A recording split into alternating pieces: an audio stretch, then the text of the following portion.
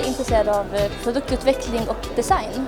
Men det är just produktutvecklingsprocessen, att komma från en idé till en färdig produkt. Liksom alla stegen däremellan.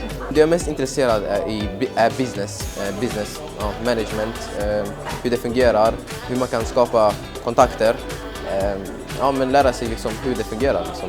När jag kom in så såg jag massa folk stå där ute och körde beer pong och hade musik och bara hade det allmänt väldigt kul. Liksom. Allt ser väldigt snyggt ut, proffsigt ut. Alltså, det känns som man kan trivas väldigt bra här. Jag vill bli sjuksköterska. Jag har alltid sett det på nära håll och har provat på lite äldreomsorg och sådär och tycker att det faller mig ganska naturligt som person att jobba med.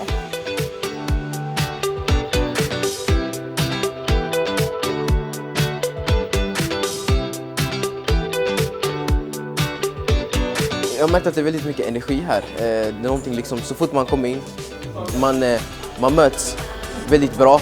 Man känner liksom att man hör hemma här på något sätt. Älskar Jönköping. Favoritstaden. Alltså, bara Vätterstranden generellt är väl en anledning att flytta hit, tänker jag. Vi hoppas på att bredda min kunskap inom medieproduktion och till slut liksom, kanske jobba för stora företag. Jag hoppas på att jag ska komma in och att jag ska få ha samma känsla när jag kommer tillbaka i höst och att få uppleva allt det här och hela studentlivet.